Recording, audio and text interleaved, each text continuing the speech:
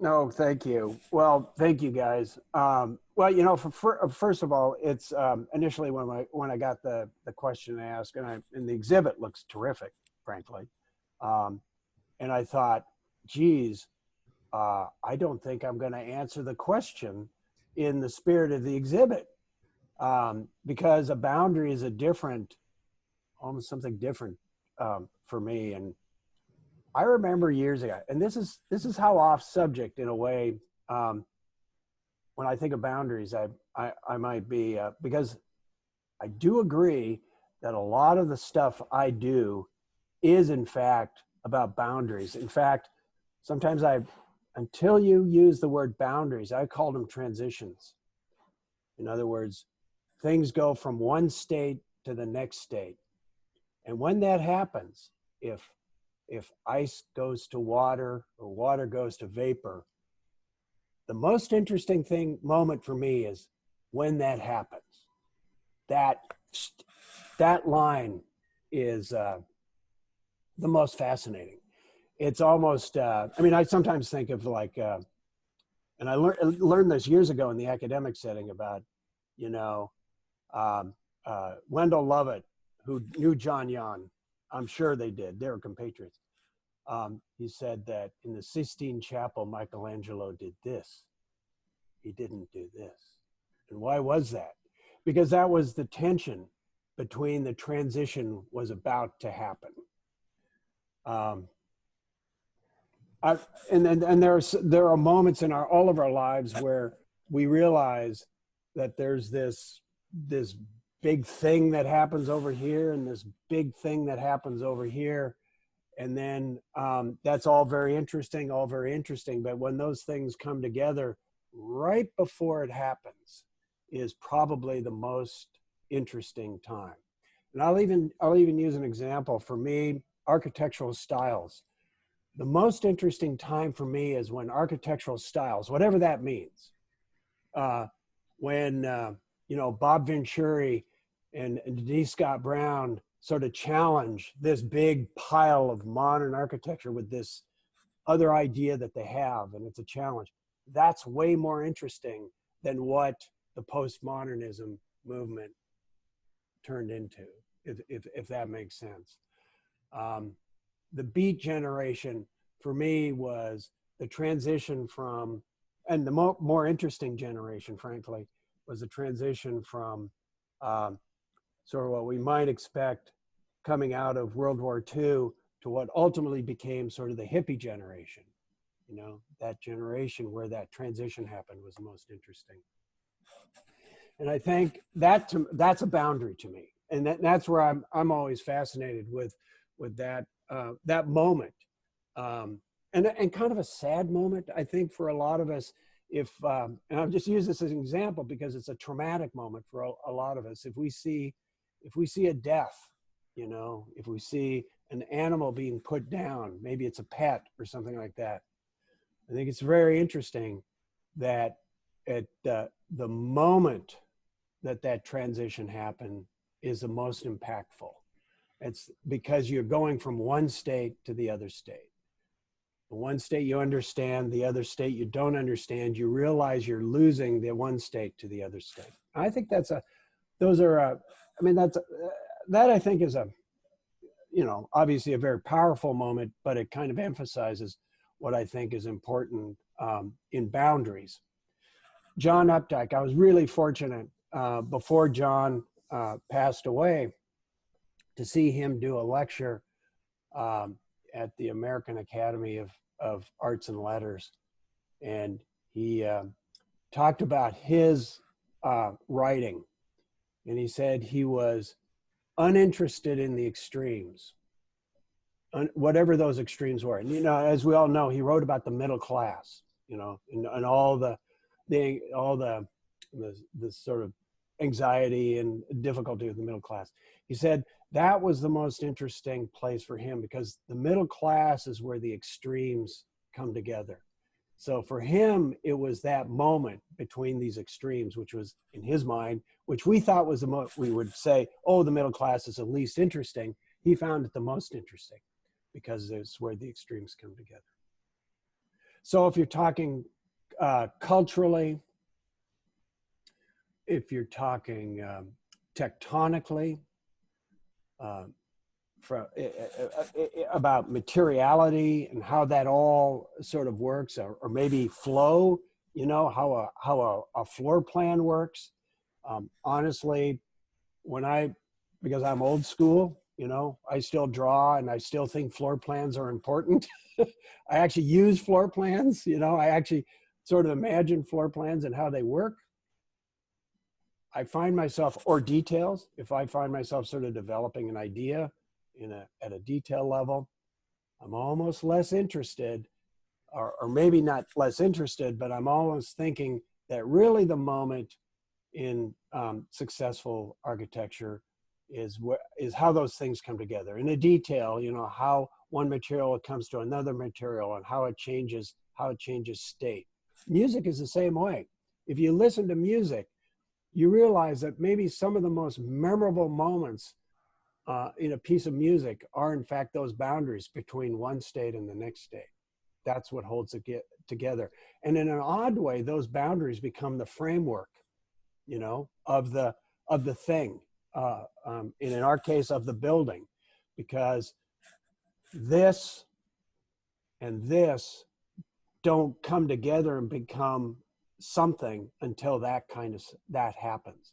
And whether it's a frame, whether there's a stud or a structural frame or something like that, that sets up a boundary where stuff comes together.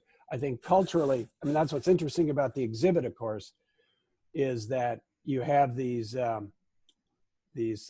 sort of mixing influences between these two moments, these two cultures, and in the way those happen. I mean, the exhibit goes into it very successfully from an academic standpoint, but I can understand it from a visceral standpoint, born and raised basically on the West Coast, and being obviously very interested in what happens in the East, and how the West meets the East in both directions. Because University of Oregon, I was really privileged to go with Ron Lovinger. I don't know if you remember Ron from University of Oregon, but I was privileged to go back to Kyoto and help him, you know, teach a couple of studios, a couple of years. And of course, I thought it was so fascinating, you know, the students and all of us thinking we knew maybe Eastern culture, but to actually go and actually make that transition into the Eastern culture, we knew all of a sudden that moment became an understanding of how little we knew about that.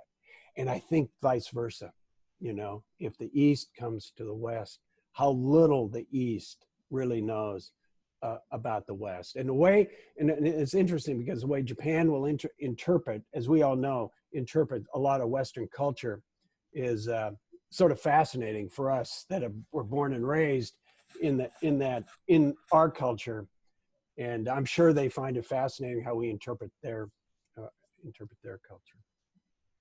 So the boundary issue, and again, I'm not sure this tracks exactly with what the exhibit was getting to, but when I saw the word and I saw the intent of some of the questions you were asking, I immediately went to what is important for me, has always been important for me, is that, and I called them transitions, you know, like if I go to Canada or if I come from Canada in the US, that moment that when you cross, or you cross the 40, you know, you cross the international date line or something like that, to me, that's a boundary. And that to me is sort of a heightened moment and becomes a frame or a boundary between those two experiences. And honestly, becomes the most interesting moment for me. That's what I think is interesting for me and important for me in the stuff I do. I don't know if that makes sense, but you know, some of the mechanical stuff, because again, my background was a little bit physics, and that's how it ultimately got into some of these devices, and it's mostly an interest in it. I don't think I'm a particularly skilled engineer, and I discovered quite early in my academic career, I'm not a particularly skilled physicist, that's for sure, but I'm interested in it. And um, and if I were to sort of naively look at what I was studying, I always thought it was again about the transitions from one state to the next state was the most interesting. You know, how the gears, you know, that moment, how all the levers and all the geometries came together at that moment, however that moment happened. Or a lever, you know, you know, that moment, you know, um, it were those moments. And again, I call those, it may not be totally in the spirit of the question you're asking, but in my life, in my world, um, I find those moments the most important. I mean, even I'll even talk a little bit about tectonically, you know, waterproofing details. You know, waterproofing details are all about boundaries, right?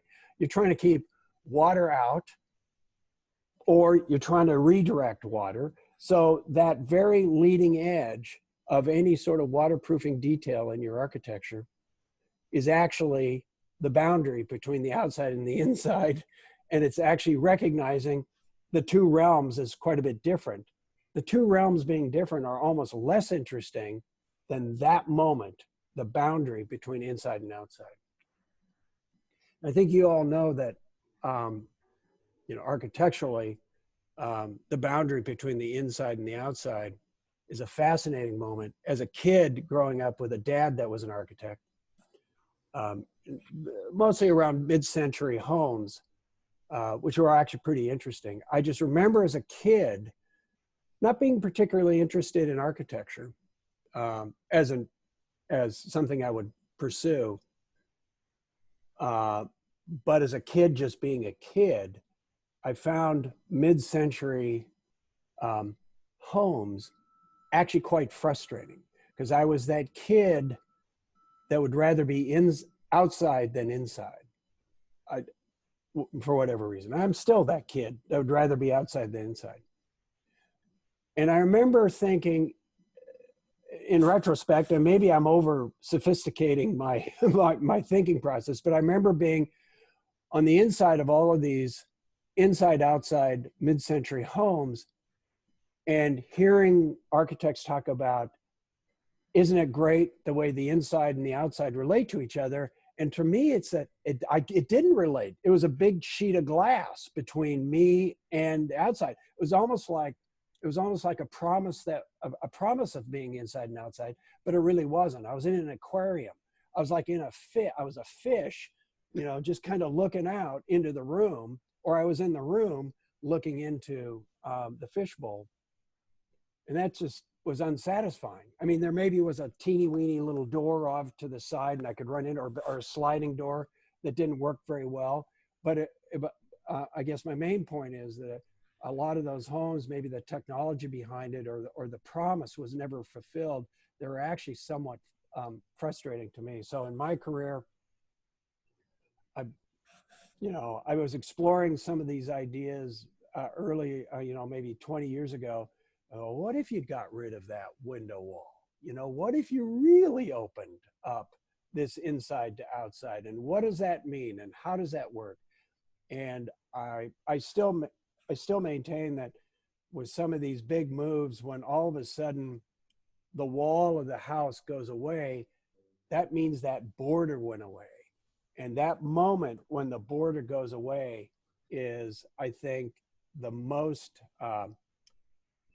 impactful moment in a house, in the experience of a house. So I've been continuing that sort of idea, I guess. I hope that makes sense. But in other words, getting rid of the border, it was almost intensifying that the border existed. And now all of a sudden, it was like the negative of a border. The border is gone. I hope that makes sense.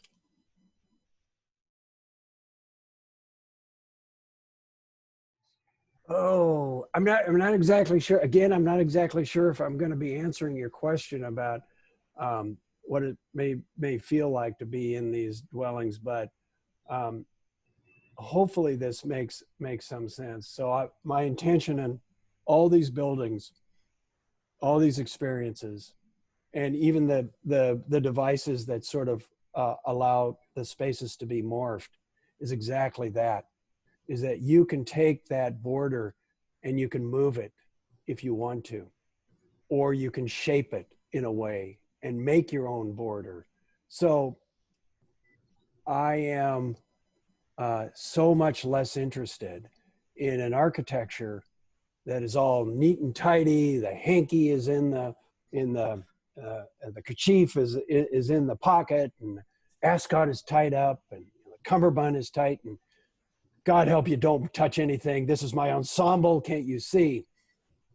So, to me, that's so less interesting than a more human-based, messy kind of architecture. Because when it's messy, that border, and maybe this actually gets closer to the exhibit, when that border is morphable, or it can be modified by the individual, that means in a way they're sort of almost like jazz. They're in conversation with the building.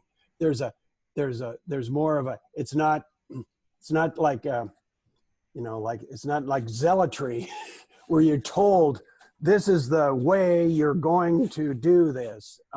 You're allowed to, move like that, which to me is more like a natural path. You're following the topography of the ground or the climate or whatever. This is kind of an overstatement on how it works, but that's kind of if I had a desire line, that would be the desire line I would want, which is to look out on a vista, or to move through a space, or to experience a space more about sort of unfolding, or kind of almost a diminishing of those borders, or recognizing those borders. And when they go away, that's when the moment becomes really exciting. Really tough to kind of pull off, because and I think I fail a lot at getting that kind of experience, because in a way you're trying to set it up. It's like you're setting it up with your music, whatever your DNA is, in a way that your DNA takes a backseat to how other people might move their DNA through that space. And that's where I think it's kind of interesting. This jumps on a subject that I find particularly interesting, and I've talked about this a little bit in the fourth quarter of my career. I think I'm more interested in remodels than new buildings, because in a remodel, it's not only sustainable, dramatically more sustainable than a new building, regardless of the efficiency of the new building. It's also a conversation with another architect or another designer or another builder or another client, or it's you're engaging in this conversation. So in a way, it's also a border. You're approaching this border, which is this building, and you're coming at it with your own DNA. The DNA is already there, and then you are in a sense playing billiards in a way with this situation, and learning about it and understanding how those transitions and how those borders can actually be modified, but also embraced. Does that make sense? I mean, it's a very interesting moment. And I also talk about not just beautiful buildings, but really unloved buildings. Because an unloved building, there are more, as we all know, there are a lot more unloved buildings out there than there are loved buildings. And I think we tend to want to throw those away. And I'm actually kind of interested in that. I don't know if you call it a transition, if you call it a border, or whatever it is. I'm actually interested in getting into that and finding sort of the love in that situation, finding the interesting moment in that situation.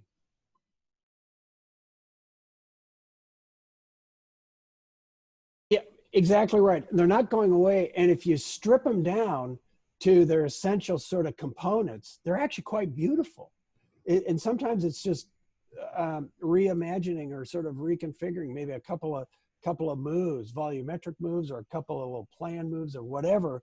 And you're engaging a structural system, probably is already inherently beautiful because it's, you know, functional and rational, and just because of that is poetic.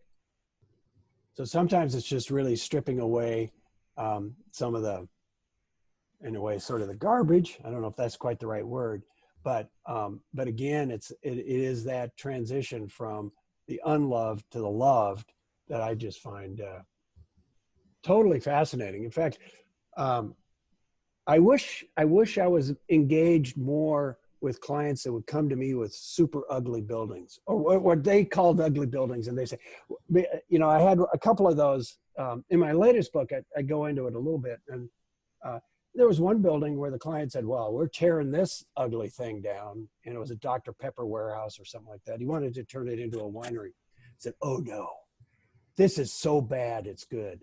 And it really was kind of awful. So again, it was, and again, I don't want to stretch what we're talking about here, but it was almost as if you're approaching this border to then cross through that threshold into something that was actually more interesting. But it was that moment when you got to that point where you made that decision, it was, I thought, was totally fascinating.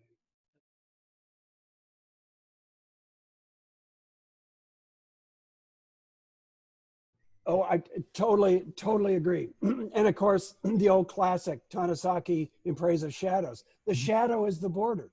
Right, right. It's not the material. It's the shadow.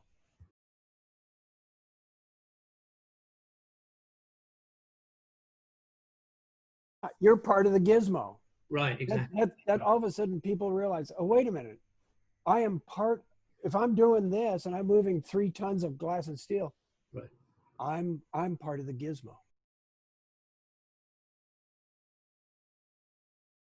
I always say we've standardized some of the most important things, and we've completely forgot what they're about. A door. A door is kind of this amazing contraption that has all these, that changes the personality of everything.